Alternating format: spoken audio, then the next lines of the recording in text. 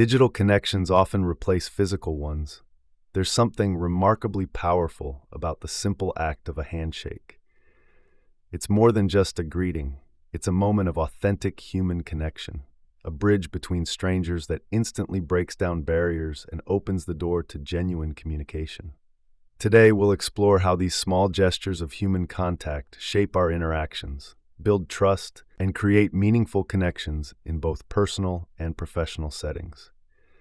Join us as we discover the art of authentic communication, starting with something as fundamental as a handshake.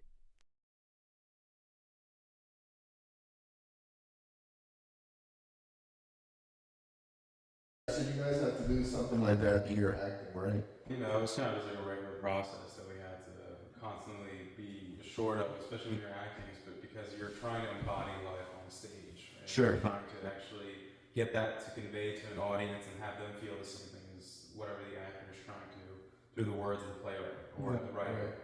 So there's a lot that has to be done with like how one says something. It can be said a multitude of ways, but there's still probably a good 1, 2, 3 ways that are probably just right for a certain chord. Whoever's hearing it. So the same thing goes with life, where it's like if I speak to a certain way, depending on my tone, depending on the way my body language is, you might either be engaged or you might not be engaged, or it might trigger you in a different way. No, that's a good point because I read that when you say something negative to a person, their brain tries to avoid negativity, so it tunes that person out. So when you hear a negative statement, your brain just has a way of tuning it out. Whereas when you hear a positive statement, your brain wants to listen more, it's more engaged. So that kind of goes along. Yeah, there's like a threat component to it. So, and it's interesting. I actually notice too in sales at times when I'm talking to somebody, and let's say a spouse is kind of like has a guard up against me.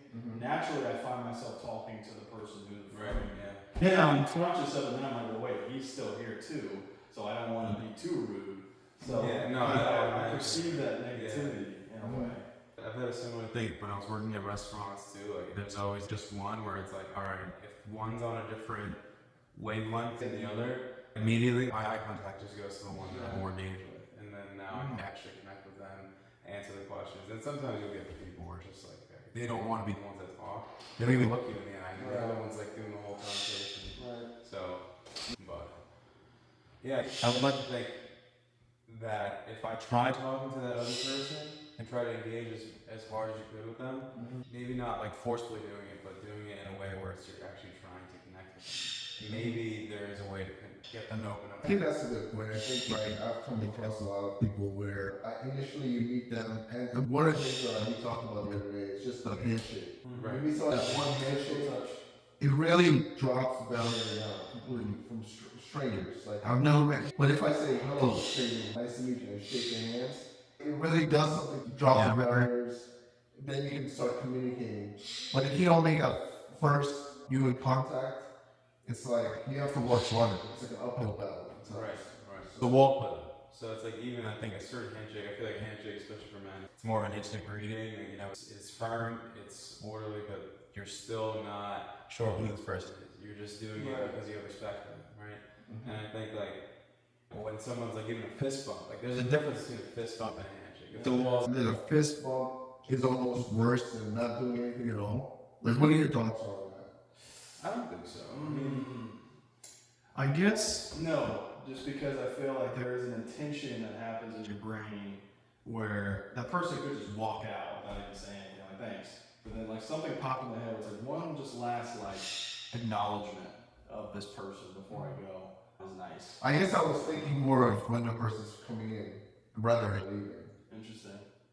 So like I walk in, Right. and you're the person who's greeting. Hey Matt, nice to meet you. Right? I say, hey Matt, how you doing? Ooh, it still works. You know what's interesting? I think it works for a certain person. Good point. If I were to see that, if I were someone else, I'd be like, oh, these are friends. Like this one's almost like friendly. What's up? I got get these.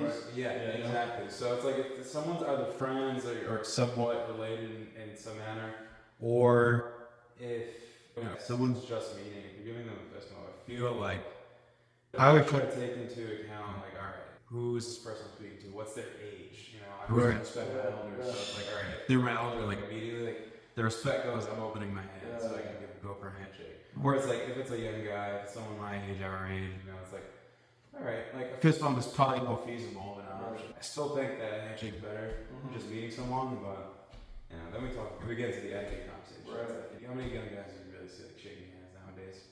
You can see a good bit, but it depends. Yeah, that's true. I mean, I'm not even gonna lie right now on camera. I have realized a certain personality. This guy came in. He was like a skater, you know, kind of had like he was Californian. And I went for it. I greeted him. I dapped him up. I was like, "What's up, man?" He got it. So that was like I felt comfortable enough to do that. So your brain is basically doing a lot of work in the back end that you don't have to think about. So your subconscious is basically always at work. Right. I've done that a lot of times where I'll have a patient and then instead of me shaking their hand, that's when I go, hey, how you doing? Right. And then just give them like a little back hug. I don't know why my brain did that. It's just, it's hard to explain, but I think it's just, you're perceiving the little movements of the person. They're taking it in their world, where they kind of how comfortable they would be with that too, because there's a risk. I think your brain is subconsciously able to process a lot more, and then if you just go with it, that's your gut feeling, and it just feels I like. think there's an authenticity that they feel too in it, because if it's like, hey man, thanks, but if it's like, hey man, nice to meet you, you know, you got my number, and call me when you need me. Like something about that's organic, and I think they feel that. If you hold back, I notice that you guys feel if there's any hesitancy, I can almost tell the customer, I'd be like, I don't know, that wasn't very organic. Now there are times when I hear that very few times, and the guy was like, flu season. Onto the knuckle touch. All right, now remember that day that happened? That was like in 2017, right? Yeah, I've had a couple times like, you know, but it's like the brain that's when it remembers those things because it's like, wait, you don't want to make contact with me? Like, you know, bodily contact? Right. What's wrong with me? Right. Yeah. I had that actually recently. Negative emotion. I was like, ooh, did I offend him by doing that? That was kind of awkward. Well, I can never do that. Like I can never do. Somebody opens their hand for me, like I'm gonna go on. I can't do that. I feel it doesn't have to come off that way, right? It doesn't have to be, you know, a disrespectful intent. But I do think that for me personally, I've never been alright with like, hey man, look, this is great. You know, it's like you're opening your hand and I'm giving you, you know, a fist bump. Unless you're sick, you know, if you are like, you know, germaphobe. When I'm talking about what's happening kind of after the, you know, the pandemic, people's very sensitive to contact in a way. There's been a little bit of a buffer, I feel like, because I notice it more too. I'm even more conscious of it. If I see someone with a mask on, I don't even try. You know, is that nice to meet you guys? You guys need some help with something? You know, because I just trying to adapt. Sometimes it do like if I have a patient that's wearing a mask, I would say to them, do you want me to wear a mask? I can if you would feel more comfortable. And 99% of the times they'll say, nope, it's just I'm just doing it, but you're fine the way you are. But sometimes I'll still put it on depending on how comfortable I think that person is because I don't want to misjudge them. So to be safe, I just put the mask on sometimes. But I think it's amazing how when you allow your brain to process the information when you're meeting somebody, really, all you have to do is just trust your gut feeling and adapt. Like you said, if they're communicating on this level, then meet them there. If they're communicating on this level, meet them there. It's not about one is bad, one is good. If you can have the ability to meet people where they're at, it really does help you to bond with them. Yeah. Bond much easier than if you're here and it's like there's a gap. Yeah, that's right. And you can't bridge that gap. And then the more you try to either bring it up here or bring it down here, the harder it becomes to communicate throughout the whole conversation. Yeah. And then like in sales or in a clinical setting, it becomes difficult. So you really have to, those communication skills are very essential and they're things that kids should learn. But during COVID, some kids were remote for 2 years. So you lose that when you're online too.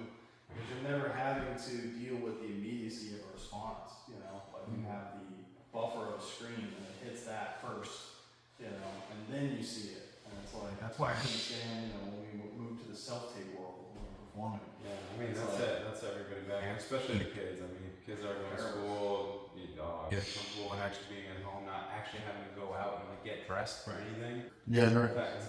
But we're. I was going to say before we leave the topic, you did talk about when I'm reading like a guy and his wife is there. Sometimes I'll shake your hand and sometimes I will not. I don't know why it is that I choose to do that sometimes, but I don't know if it's just any offend the guy maybe, or or maybe it's right for me to shake her hand. How do you guys feel about that? I'll tell you what I do, and it's a gut instinct thing. Maybe it's the husband, and then you're gonna be the wife in the second one. So I was like, how you doing, man?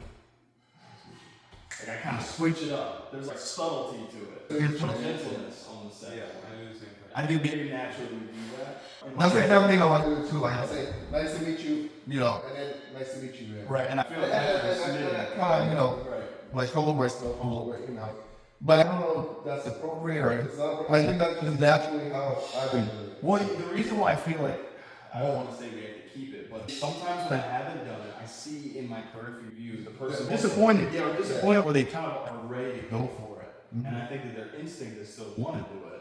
They're just trying to judge if I'm going to go for it anyway, so I go for it. Right. Because I think that's the best way, especially in an environment where we're like trying to customer service.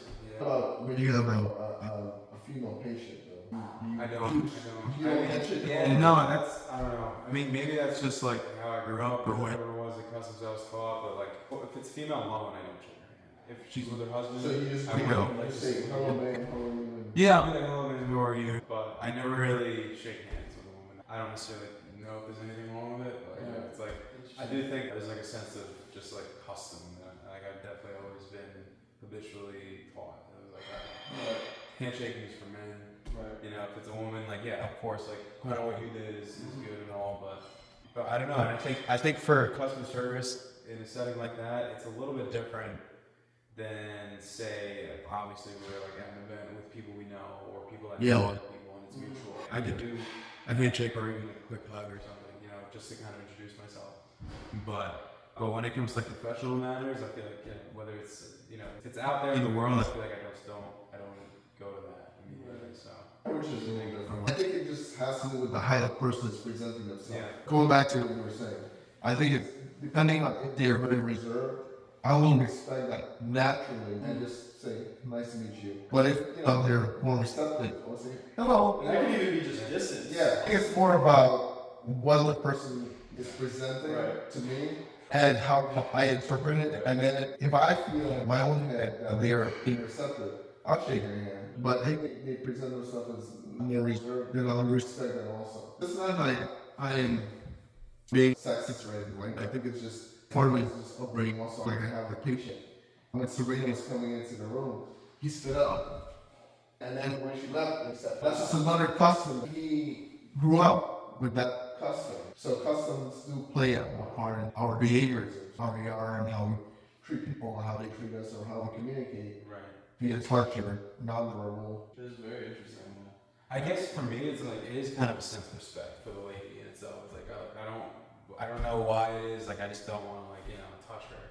For whatever reason, I feel like there is a sense of like understanding that boundary between professional matters and like obviously if it's more intimate, I think it's a little more acceptable then. But I don't think there's anything wrong. I think there's obviously different approaches to it. Don't be intimate already. So if she's just there, husband's there and her. Do you shake both, or do you just shake husband? No, most of the time there has been occasions where perhaps by accident or just by habit, I will shake the husband's hand. I will still shake her hand. There has been occasions where I've done the husband and the wife, so I can do both. And I think it kind of just matters. It also depends on the dynamic between the two, I think, as well.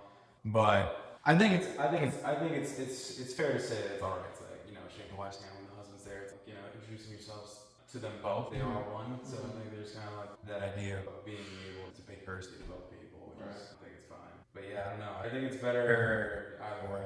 That's what I'm saying. Like I always like to play the imagination substitution. Like me and Kay go a place, right? And we have a younger person in the future that comes and shakes my hand and shakes Kay's hand. Even if Kay is like no, I would still be like, hey man, you were trying to introduce yourself. Yeah. But that's me personally, so it is very different. I would respect his professionalism in the moment. That's pretty so different personality I think suit different needs. I think if it's like if a wife's like extremely friendly along with the husband, okay, like yeah. But if I know there's a sense of reserve that's being sensed, I'm like, okay, like absolutely. Like I'll be talking to him. And I always naturally go to him first anyway, regardless. So I think there's just kind of there's a good sense of being able to know the room and sense the room. Yeah, read the room. And short amount of time too. Right, exactly. So. That's a good point. Yeah, but how do you think this translates in general to the way people meet and communicate with each other? Like big strangers, like for example, like, give an example. I was Sabrina went to, there was a BMW event. We went New York, Gardner, New York, and there was I think 500 couples, and we were brought together the first morning in a dining setting for breakfast, and but informal, like there was a table set up with the food, breakfast items, and the tables were like scattered, and each one of these couples were like to themselves. So I got up and I'm like, hey, I'm Sam, nice to meet you. How you doing? This is Sabrina, my wife. Hey, I'm Sam, Right. And that one little action, it just sparked something in everybody. And then all of a sudden, 10 minutes later, people are having conversations. So you think that's like a skill that we're losing? Like, the ability to just get out there and introduce yourself and say, hey. Like, do you think there's a sense of discomfort in doing that? I feel like we are all, there's almost like a harmony that nature has in some ways where there's always going to be something stimulating the environment. Something has to, eventually everybody will feel the tension so much that the person who has the hubris to do it will do it. Somebody will. Or just, be goofy or, have humor just to lighten the mood. I feel like there's like, I think it's a personality thing. Like it's inside of you. Maybe the other couples, all of them didn't have it, but you were the one to do that. And I think naturally you were the one that was, I don't want to say responsible for doing it, but like, I think just for that environment, you were the one that the catalyst for that. You think about having done it, maybe somebody else. You mentioned it in time. Yeah, maybe some of that time, and somebody's, or my brain goes, well, you were always going to do it in that way. The drinks program, you would have been the person to say something in just a different way. Because I'm like that too. I realize I'm waiting for somebody else to do something. And then I realized, like, oh, it's me. Like, I'm going to do it because that's just my personality to do that. So why are you like pushing that down? There's nothing wrong. Just let it be. Let it be. And then everybody else is like, cheers, right? Be yourself, I think we fail to realize sometimes that people do want human connection more than they actually are able to. Yeah. Like, we all have our guards up. We all wake up with our defenses and our conceptions of the world. We go out to it. We meet people we don't know. We don't necessarily know anything about them, but as soon as we feel like we break that ice, say in an occasion like that, then there's like a sense of camaraderie, even subconsciously, that comes about where it's like, oh, like this is another one, someone I can speak to, and like now we're developing a connection with people, and I feel like that makes people feel more belong in the world, to themselves, to their families, or whoever it is they're with. I think it makes people feel like they're actually valued. Not that we're always at war with each other. That's a very dramatic term. It's a good analogy. We're kind of at war with ourselves. Should I go say something? Should I just be myself? Right. But then you think, what would it be like if I don't say anything, or if I did? There are two different outcomes that can happen. Depending on whether or not you do so. Why not just go for it and make conflict? Right. Or just I think the worst possible thing is like, this is the one thing that performing hindsight does teach us is like, the worst possible thing that happens is you fail. That's okay. Like maybe nobody gets on board with it. Okay, cool. Life still goes on. I mean, like, one of the things accept failure. Exactly, and there's a freedom in it. Like, one of the things I do think that maybe me and Vivian took away, I mean, especially myself doing the back end of the plays and the performing arts, is just you don't care as much about how you are perceived because you've done the most absurd things ever. There's a liberty because you're outside of your head, right? Just in the moment. There are times where you run around the class with a bunch of grown people pretend to be an orangutan. And they're doing that because they're trying to get you out of your head so you feel free to be who you are. Express yourself how you're going to express yourself. Not, I am conscious of me touching this thing. It's like, just touch it. You're in your head too much. And I think that's people pick up on that freedom. I don't know how. I tell when someone's just being very authentic, like they're not self-conscious of what they're doing. There's freedom in the lens or something, like they're completely out. So I feel like when you do something like that, it's so much more, it resonates so much more because it's so organic. And then there's been times where I can tell that someone really tried to do it and with themselves, but they're in their head like, oh, do it, and then it just doesn't come across. I think there's something to that. Removal of the self-consciousness. And some people have it naturally, some people don't. I think it shows you the connection between the mind and body. Yeah, it does. It's like, if the brain is telling your body the opposite, Right. or you buy something to bring it out. It's like there's a miscommunication. Exactly. That's it. And people pick up on, receive it so quickly, fast. I think film does that beautifully. So you can tell in certain moments where it's like that person's like slightly self-conscious of what they were doing, and then there's moments where that person's just living right now. They're just living. It's beautiful. Kind of like the film I was watching. He told me that Pacino, and just Pacino, the first 30 minutes of the film, I'm watching it like his performance is just for his caliber and that time frame. It's just a little off. Right. It's a little off. And the frequency was a little off. Right. And then I continued to watch the film. I watched the film over a period of 3 days. Yeah. Right before I went to sleep. And then when I couldn't keep my eyes, just wouldn't take it off. Right. And the first time I watched 45 minutes of it, and Pacino, he's in the scene where he's at the club, and just his tone of voice and the way he's expressing himself, the authenticity that we're so used to seeing with him. Right. He's performing Right. to just such a high level. There was something missing. And you alluded to something, you said it could have been the director. Yeah. You remember. We were both talking about that movie having some issues, so it could have been something like that. Maybe he was going through something, I don't know. Well, you can tell it's crazy. You know? But and in the way they film these scenes, it could be like so random, right? Right. But then the rest of the movie was funny. Exactly. After that. Yeah. So yeah, that's kind of what I'm getting at. Maybe some people, they don't have the exposure therapy. That's really what it's called. You expose yourself to the world and just don't care about the repercussions. Some people just don't, introverted, or maybe the way they grew up, they weren't able to express themselves. I think maybe sometimes it's just innate. Like some people are naturally extroverted. I think that's the way of putting it, though, exposure. Yeah. I don't like you take cold showers. After the fifth, sixth time, you get used to the cold water. The first time, you're like, ooh. You're always about to stop, so it's like, it's so uncomfortable. But then you do it a couple more times, and it's like, oh wow, it's almost, you know how I feel? Like taking a cold shower, I feel like the water is hot. Yeah, it does. The skin, like, feels like it's burning. It feels like, almost like it's just warm, but like, it's not burning, but it feels like, oh, I can't tell this water is cold. That's crazy. It's kind of trick for a second. Yeah, it's true. Like, because you're so used to it that if you're standing there long enough, the cold water doesn't feel cold anymore. It just feels warm. It feels like, oh, I can't tell if it's warm or it's cold. That's crazy when you hear why. This changes what it feels. But the whole point is that you think we should try to be more conscious of the human contact.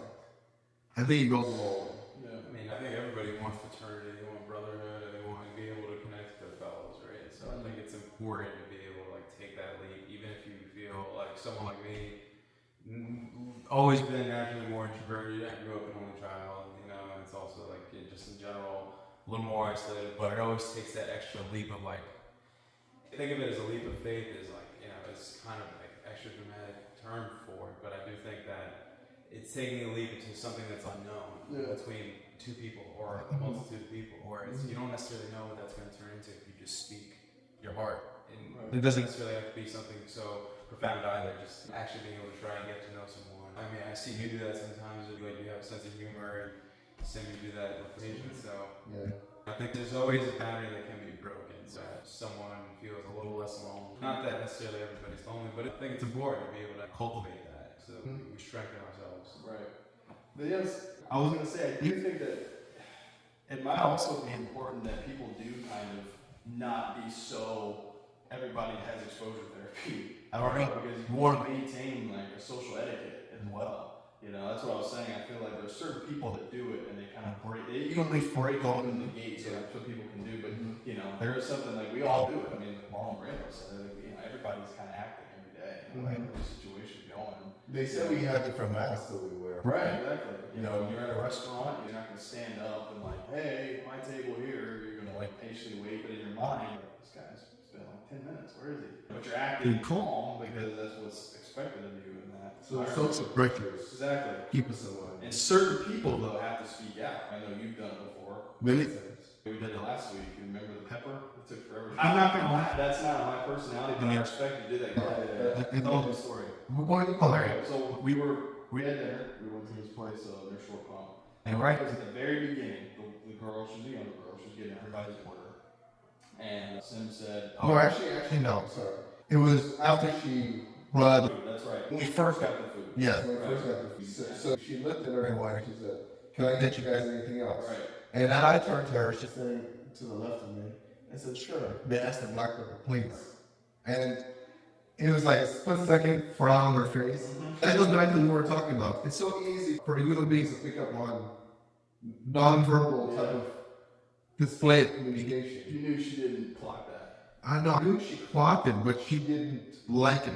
See, the answer she was looking for is like, no, we're not gonna get it. Because that's 99% of the time. That's what you hear. Can I get you guys anything else? No, wrong way. Right, that is the point. But you have somebody who's out of the box, I'll say, can I have a black girl? On whole things. Right. Black girl, like, who's got any black girl before? Are we ever asked him what level of pepper you want in his food? 1 to 5. But there's something called black girl when I like, well, black girl in my food, right? So she had a little frown. And I knew, intuitively, I knew that she, A, is gonna forget about B, she's gonna purposely not bring up my black pepper. And at the end, she comes and she's like, you know, you need any boxes and stuff. Half hour later, Like 4 minutes. I was like, sure, but can I have my black pepper, please? at the very end. And then she takes out her apron. And she says, oh, I had this in the whole time. But he didn't use it. It was the principle. See, I I respect respect it. After I thought about it, I was like, I wouldn't have done that, but I I get it because she's young. She needs to, maybe remember those things for the future. even if she had forgotten, it's a good lesson to show her that she needs to remember. As a waitress, Right. you gotta pay attention to what your customers, Right. clients are asking. Right. So that, and if she did remember, but out of stubbornness didn't want to bring it because it doesn't matter because I'm still a client and I'm asking for a request and you should fill it. Right. But in terms of our tips, I ended up giving a rainbow tip because I also, it was a teaching moment. I'm teaching you a lesson, but it doesn't mean that I'm gonna withdraw what you deserve. And it's okay. Even if you did deserve it, I'm gonna show you that you can still have this, but because you can also learn the lesson. Right. So you deserve to get a little more Right. tip. And to my point, I think like people, individuals like yourself, like my father's that way too, like necessary reminders. Somebody has to say something. She'll never learn. We can't all be the agreeable types. Right. Well, I would. Yeah, no, it's interesting approach you had. It was very tactical. I was like, okay. Yeah. I would have just like as soon as I saw her eating, I would like call her attention. Can I have the black pepper, please? Right. And then like you just get it right away. But I think there's interesting because there's a different impact it probably had on her. Well, we never saw her then. That was the thing. Yeah. Oh, really? Yeah, so she never made it start showing. If she had, I would have said, man, I would have taken that approach. Right. And the fact of the matter is that 45 minutes of whatever, she never once came checking on us. Which is another reminder. Because she's Okay. Right, so that one lesson she learned, one of her few lessons, like maybe I had to come check on them enough to know that Exactly. So there was a multitude of things she learned from that one little observation that I made. Better. I know the shake of the head. I think I kind of get one of those where I'm just like, okay. Because it's weird. My body is like, oof, but my integrity, I'm like, yeah, it's necessary. Because I know you're like that. Like you've always been that way. I learned from you. Yeah, but here's the thing, like, I don't pick and choose when I do stuff like that. If here's a lesson to be taught or teach, I will teach it because I have the opportunity to. If I didn't have the opportunity, then don't be mad because the person will go on and not learn this stuff. So it was a perfect opportunity, and I feel like her focus now as a waitress. Who knows? Maybe she would think like I'm a douche, or she may feel now that reflect on it as normal human being would and see some benefits. It's hard to know. It's interesting. Now, what do you think about the possibility of something happening behind the scenes that maybe you weren't aware of? For example, let's say her boss is chewing around in the back because whatever happened. There was a mix-up in the kitchen, and she got preoccupied, or she got preoccupied with another table, and the table was 12 people, and they're all ordering a bunch of different things, or maybe even causing a bit of a tantrum. She probably put the thing in the apron, and then completely forgot to bring it to you because she was so caught up with stuff. Well, there goes back to customer service. She should check on her table at least once between the delivery of the food and the checkout process. Okay. And I'll add something else. Fabian has way more serving experience than me, but I do know that the principle is the same. I've had moments in sales where it's hectic for 5-10 minutes. I come back and my customers are in my cubicle. We're not here. Something just happened. There's a fire that's happened. I'm frustrated, and then there's come a point where before I come back to my cubicle, I have to be able to gather back the world that I just left. And there's just like a moment of breath, and I like clock back in there. It's like just because I experienced that the customer doesn't pay the piper for that, Right. I have to be like, okay, yeah, guys, your waters. Sorry, I'll grab your waters right now. Here they are. I didn't forget. something like that. Like even to make light of it, like I didn't forget. So it's in there, even though you had your hectic moment. Right. There's still maybe there's just a moment of like trying to gather all of that. So maybe like compartmentalizing that experience, so it doesn't bleed over into the customer's experience. Or the customer doesn't have to pay for it. Because the difference is like it's pepper, but the difference between that and a server who does remember, who just got yelled at by the manager and their wife just texted is everything, and they're still able to give you a 5 out of 5 service, and you tip them for it. You know? And then the other thing on top of that, and you witnessed this, I was very courteous. I was acknowledged, and I said, thank you, man. I really appreciate the service. Thank you. So the lesson was taught that there's no reason for me to be rude or obnoxious to her. I was very polite, very welcoming to her service. I didn't push her away. I just taught the lesson, remained courteous, polite, and tipped her.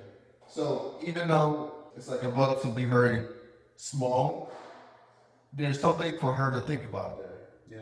And at the same time, I was rude, obnoxious, like a normal upset customer, you know. So he went. Yeah. No, I remember thinking it was a very interesting dynamic, and it was like a learning experience. But I know that trickles into whatever else she does. You know, she'll learn from it. Like you said, she could be very new. She was still very sweet and kind, I remember. But the biggest thing, to your point, was the not checking in. Even just like being honest. And I think it's good for you, like, what's yeah, we had a lot of people. 8 of us, right? It was like 9 of us. So you have 29. Like, naturally, I'm not even a waiter, you know, like, I've never waited tables. But naturally, what I would be like, if I was a waiter, I would, it doesn't matter how busy I am, if I can't do it myself, I'll have somebody else check on that table. Right. Because there's 9 individuals. It's like 1 or 2. Regardless of the number, I think you should still check on your table. You know, I think there's just you know, that's where you get to the upper echelon tier of service. I mean, we see it all the time. Because I know that there's a world there, like Fabian, like, I know that the bartender just got chewed out by the manager and like everything's going to hell in the kitchen, but I never can feel it when they get there to the table. And then when they come to the table, it's just like, it's almost like they didn't leave me. They're just like, how you guys doing? Right. You know, they're able to like bring it back. Well, that's what you're talking about. Compartmentalizing. There's a skill to that. Yeah, I was going to say, Fabian, you have a lot of experience in that world. But in any business, those things, Fabian, that you really have to compartmentalize tasks and activities and emotions. Separate. Yeah. You know, but in way, you know, restaurant, that's a tough job. You don't realize that. Yeah. It can be, but it's like, you know, repetition is key. So I think like once you get the hang of it, I think, you know, I almost started to see it as a game. I remember after a point where it was like, especially on a busy night, that was like the most fun I would ever have in a restaurant. Like for whatever reason, it's like, especially if I was like, you know, if I was like in the mood to go, I was like, all right, man, I'm clocked in, and like honestly, the entire time it's just kind of like this competition for myself. And I don't necessarily believe anybody else. I didn't really care about getting like pat on the back from my manager or anything, but it was just more so for the sake of like, all right, like how can I make this enjoyable? And you know, especially like, when I'm working with my boys, like Brooklyn, for example, it's like you get your characters in there, depending on who it is. So there's definitely a lot to be learned, and there's also a lot of commentary that can be had. Like, you know, even if you're just having a moment with the bartender, it's like, hey, can you 86 this dish right here? You get the dish, you grab something from behind you. You know, there's a whole mess going on. Glass breaks on the other side. You grab a broom. You have to sweep it, and you check on all your tables. You make sure everybody's okay. And then you're developing communication and connection with all these people that, like I said, back to that earlier conversation, at the same time. So there's a lot going on simultaneously, especially on a busy. It came to a point where it's like, you know, I wasn't one to take a notepad.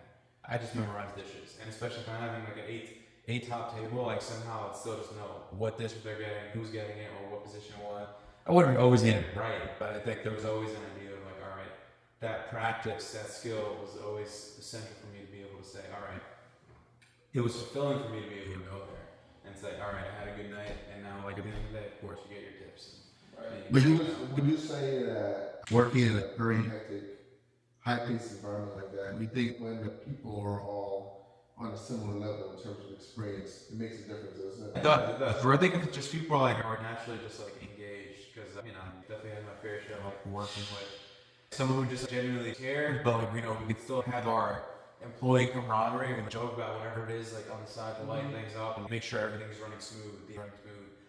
And then I'd have the other guy, the worker. You know, he's just not there at all. I mean, honestly, he was very bad. I know you mentioned a place where you had two different owners. And one Yeah, was this is the same located- place. Oh, It's the okay. same place. And Yeah, one, so- one was like, hey, standoffish. So yeah, so that's the thing. That changes the environment because now when one boss is there, I'm like, all right, yeah, I'm ready to go. I love like working with him. He's great to talk to.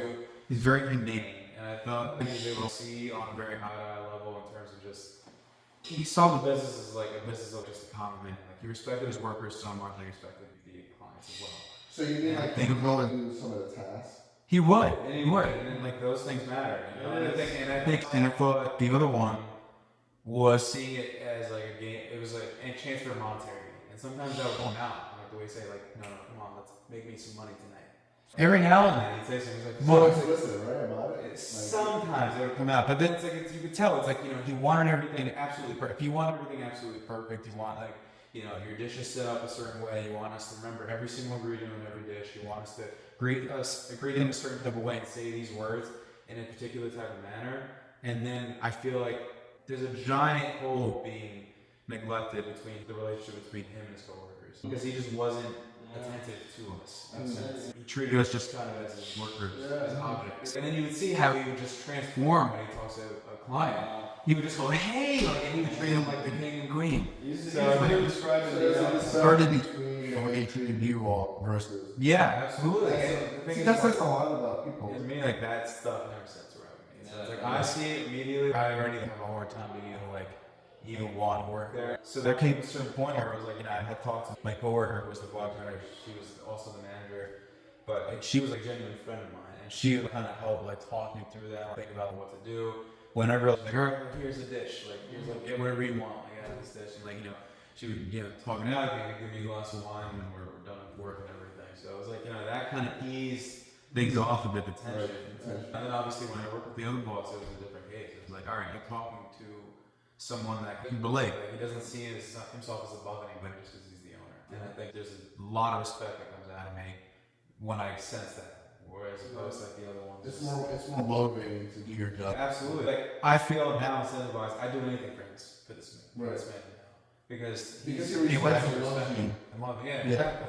And I do the same for him. Yeah. And so that already incentivizes me much more because I'm not just here to make a quick buck. It's like I do think. Let's tie this into what we're talking about earlier. He was like, hey, Fabian. He was like, hey, Fabian, like, shake my hand, like, firmly. See, so, and it was just like with a lot of his stuff. He's like, and sometimes he was like genuinely just happy to see me. He's like, how you doing? And you could tell he would be honest. Like, I don't really want to be here today, but it's like, we're getting through it, right? It's fine. And he's working, he's helping out, doing like some of the little things, And every now and then he would stick up for his coworkers as well. So there was a lot of respect I had out of him because of that, the way he behaved and the way he treated us. I think there was a lot to be learned from that experience. So I worked there for 2.5 years in total. So there was a lot of time I spent there. Would you do that in job again? I think I'm done with that in my life. I don't know if I want to work in restaurants ever again, but it was definitely like a phase in my life. But it taught you a lot, right? It taught me a lot, absolutely. And I think I'll look back on it when I'm older and like actually be able to soak it all in for what it was. I think right now I'm still It's still unrealized. It's still too unrealized. Right, exactly. Yeah. They're subconscious. They're in there. Yeah, they're in there.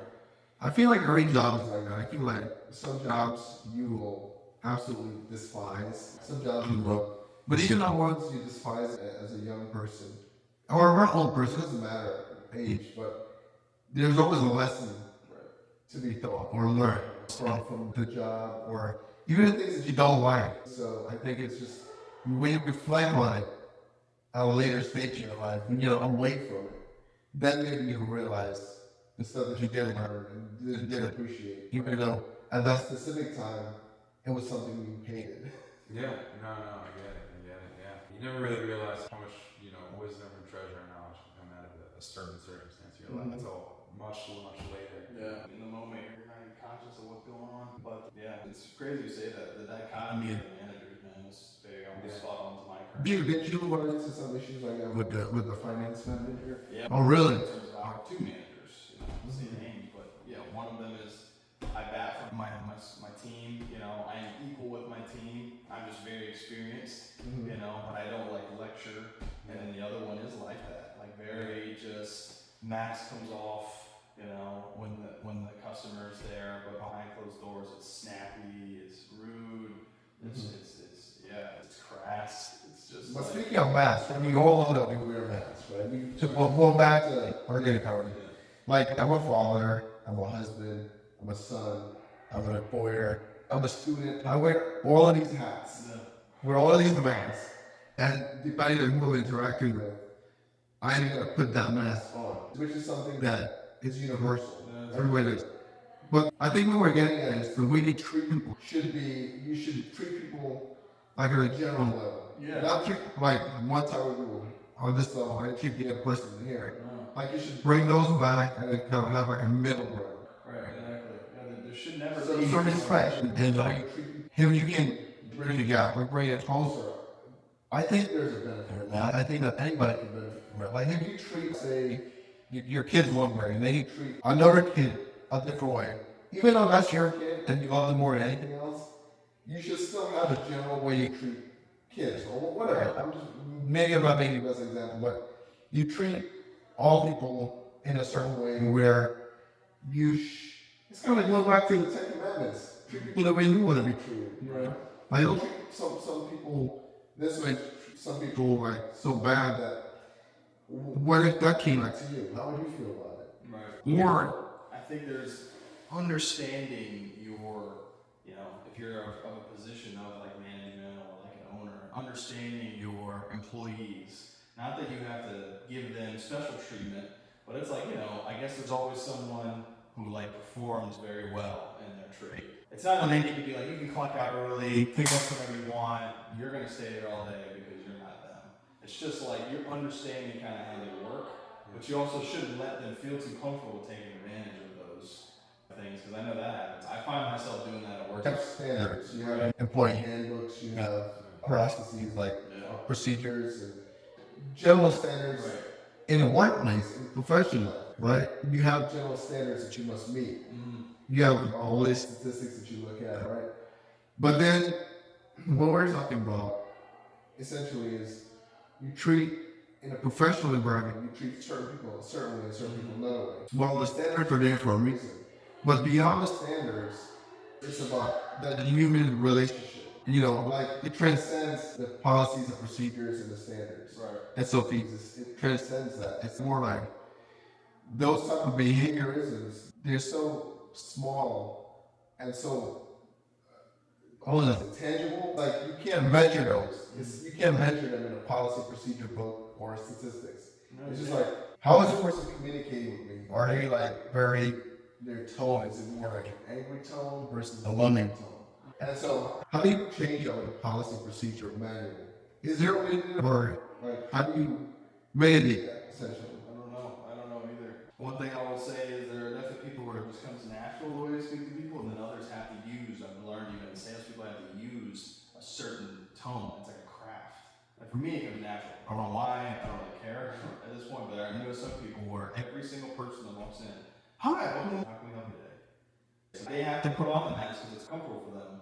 Whereas if they just spoke in their tone, they'd be like, hi, I hope you guys need some help. They need that craft. They need the inflection of words to help get them through the day, I guess. So to your point, they need to put on the mask, and I learned to be less critical of that. I was critical of it when I first started. I was like, come on, man, same thing every day. But then I realized, they're performing well, they treat people nice, they feel comfortable, they feel safe in that. And, fair enough, they're not harming anybody. I do still think that, like when we're watching a good film or a good piece of work, I do think that people still resonate more to authenticity. Even if it can come off maybe even a little bit kind of glib, like a little bit harsh. There's still like an integrity that I think people still pick up on. They'll catch that they'll been, but I think the mask sometimes is dangerous. I don't like the mask sometimes can be too performative. It can be too performative. So I just want to bring it around a little bit. So when we say the mask, we all wear the mask. We find it. But you're talking about what type of mask? I guess I'm talking about sometimes there will be a customer and I may be a salesperson. And the goal is I want to make sure you sell a car so we can have a conversation about that, but there isn't any performance going on. Where it's like sometimes I'll notice, like, I observe it in myself or other people. Hi, what can I help you today? Oh, I think we're looking for the 2025 Subaru Crosstrek that we saw online. We saw that there's almost like a script to it.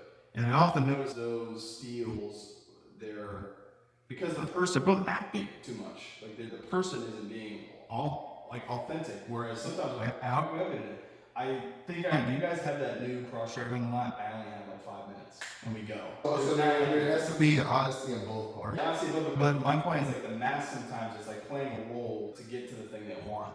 Whereas I feel like sometimes you out and set it, naturally as you need to do. I think it resonates more, and then I eventually see the salesperson and the customer start to have a closer connection because they're just being real. Performance. People are too performative in there. That's a good point. What I was trying to say and what you're trying to say is the same thing in that we should all try to be more closer toward nature. Yeah. To be natural. To be true to who we are. Like if we try to perform a little bit more than we need to, it just comes off as not authentic. Right, because people slip up sometimes though. And I'm talking, this is my experience where I can hear the person in their words sometimes. I can tell like being the customer, but sometimes they'll say, do you guys have a bathroom? Like that human moment for a second. I'm like, oh, I want to get back to that moment. Whatever that was. I like that. It's like that person. Yeah, I like that person. Not like, what's the interest rate on a car? And no, I know that they want to ask the question, but I'm trying to get to the human, trying to pull the human question out. Even if it's like, ridiculous. There's still something more integral about that interaction. But I feel like we're both of us, we're both trying to act our way to the deal. Right. And The thing is, because you're both strangers. exactly, yes. So it is natural. It is. I guess it's what we all do. I guess I'm conscious of that. I want to try. Sometimes I was like, dude, how can we? So basically, if you just greet the person, give them a handshake, and just like make eye contact, maybe that just helps the barrier to go down a little bit. Enough to bridge that performance we're all putting on because we're strangers and we don't know each other. And then now we see each other as human beings. And now we can start communicating and leave that on the side a little bit. Yeah. And also, I think the way that you interact with someone off the start, in your organic way, even if they might feel, I still think it's better than not doing it. Just being yourself. The behavior, the code that you were told to do. That's the problem. I think sometimes with work is like people try to shove the square process into a round hole, and it doesn't work. You're adapting. You're trying to adapt it. It's too rigid. here's something I heard from this guy, he's a psychologist. He says that when you are by yourself, that's your true self. But when nobody's watching, the way you conduct yourself is very important. Because now when you're together, whether it's being a stranger or being around family or friends, if you weren't true to yourself when you were alone, and if you didn't present yourself to yourself in a righteous manner, then when you're around people, you're hiding because there's something to hide. Even when you're alone, you're hiding from the world because you're not conducting yourself properly. So now when you're out in that environment, you're around people, you're still hiding. You're not comfortable with yourself. You're coming with the betrayal. If when you're alone, you conduct yourself in a good manner. Whatever that is, how to get in the headspace of what he was saying. You conduct yourself in a manner which is presentable and honest. Then when you're around people, you can be more yourself and not have to change because there's some fear in facing the world when you have some hidden stuff. I don't know if that makes sense, but you see what I'm getting at? I was that way. I used to do that. I was very, very self-conscious. Honestly, like before I went to New York, before I went to the performing arts school, I was very self-conscious in public. To the point where I'm moving my right hand too much. Every movement was so self-conscious.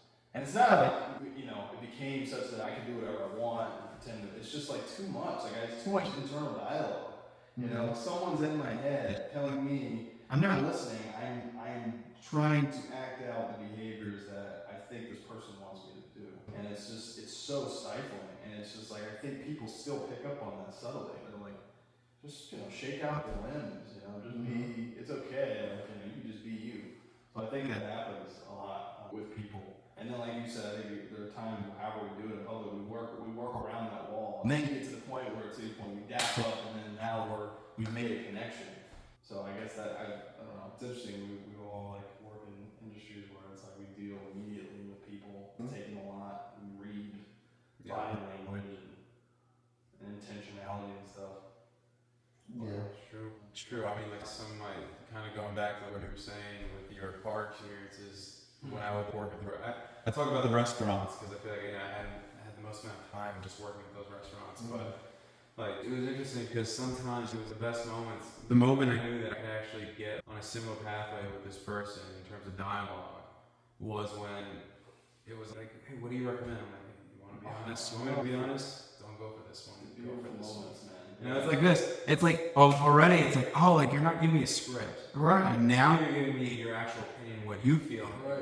Like, I don't like the red sauce pizza as much as I like white pizza, for example. It's like, I'm going to recommend this one to you, and I'm going to recommend this one to you, and this is what I think you should get. Right. And I was like, listen, I don't want to pester you if you want dessert, but this is the one that I would recommend. If you want wine, this is what you want. And I knew, I had the knowledge as well, like, wines and Italian food naturally, but it was like, so there was that juxtaposition of having both the spontaneity and the humanity of like being able to connect on a person on a very equal level, and having the knowledge to actually back up what you're saying as well, where it's not like I'm not just like talking.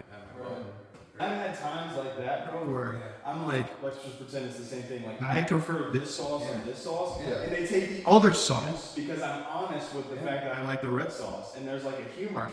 Well, I'm glad you told me that because I actually like white sauce.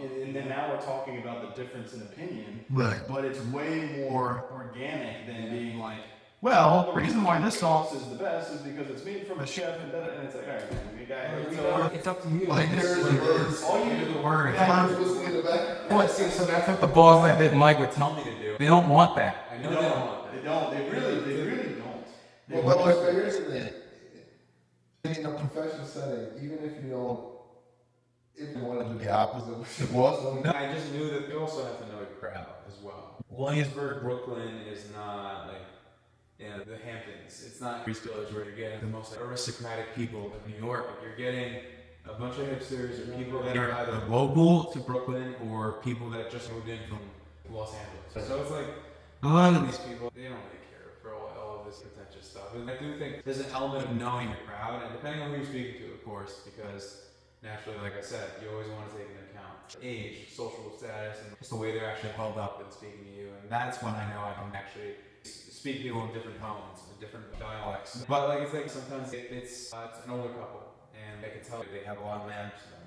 So like, I have that in myself enough to kind of say, all right, like, I'm gonna approach them and be as polite as possible, be as honest still. You can still do it naturally. You don't have to be, bombastic. You can just, you just be like, hey, like, where are you from? Because I'm already curious. In general, I'm a curious person. So I'm like, all right, where are you from? What is this about you that took you here? Or I'll tell them I'm from New York. I'm like, oh, what brought you here? Or back then in New York, I was like, yeah, but I'm thinking about leaving. Like, really? Why? I was like, yeah, I'm kind of getting tired of it. It's just true. It's true. Like, honestly, I don't know if I really want to be here. Give them a good amount of answers without obviously giving me too much of my life. But, I do think there's an element of people want to be able to actually know the person they're speaking to. And I think for years when I was meeting with patients and talk to them, have conversations with them, I would try to not bring my personal life in the conversation at all. They would be like cut off. Like, we can talk about all these other things, but you don't need to know about me or my life or anything. But then naturally, I started to, when you're honest with people, like, you don't have to bring something up, but if somebody asks a question, if somebody asks a question, and if I just give them an answer that's not authentic or honest, it just creates a barrier. An invisible barrier that maybe I'm aware of, maybe you're aware of, or maybe it's just in my head. Right. But I know that automatically now I'm putting a barrier up there. Right. But I learned this over years.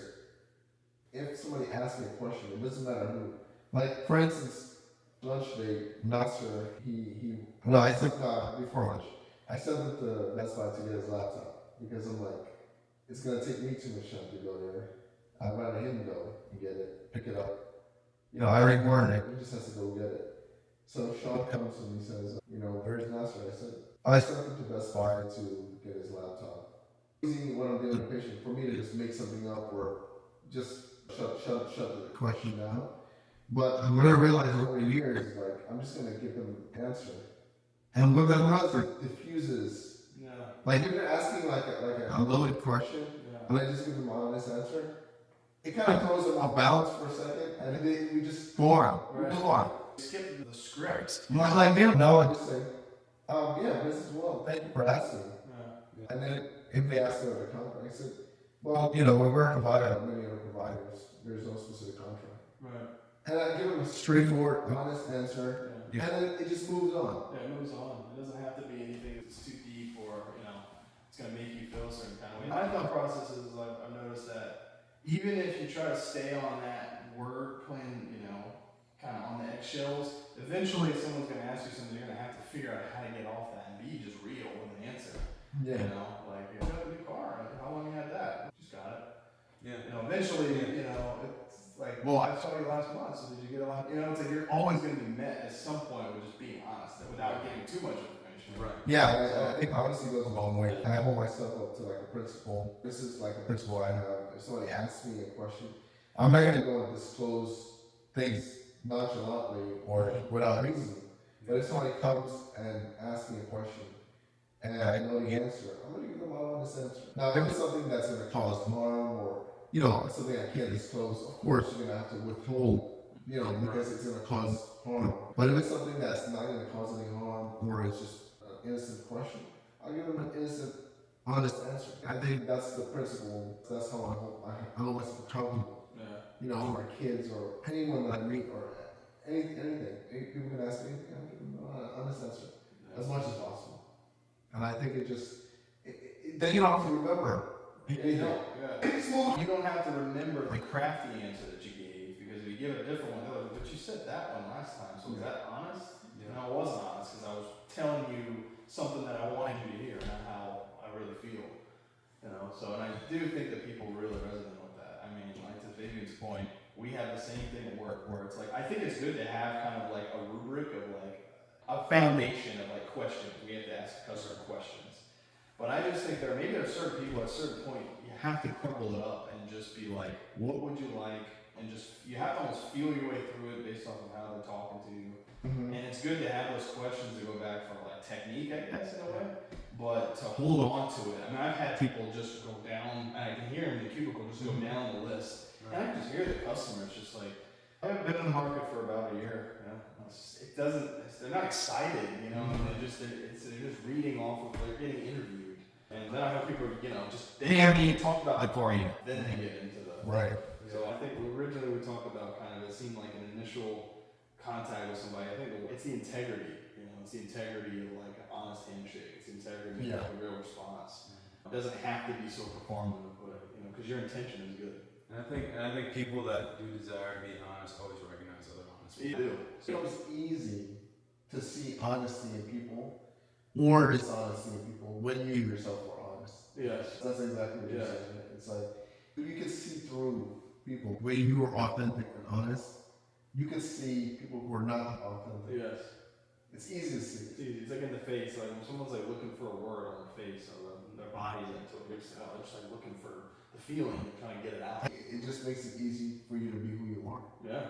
There's nothing to hide. It's like, hey, I'm here. I'm trying to help you. You're trying to help me. All right, guys. Great conversation. Good. I guess none of us are really the that's the sales in me. I immediately do a million. In the end, it all comes down to the power of authentic human connection. Whether it's a handshake between strangers, an honest conversation with a customer, or simply being true to ourselves, these small gestures create ripples of genuine interaction that break down barriers and build trust. When we drop our masks and embrace authenticity, we not only make deeper connections with others, but we also make it easier for them to be genuine in return. Perhaps that's the real magic of a handshake. It's not just about the physical contact, but about that moment of choosing to be present, honest, and truly ourselves with another person. As we navigate our daily interactions, let's remember that sometimes the smallest gestures of authenticity can have the biggest impact on creating meaningful human connections.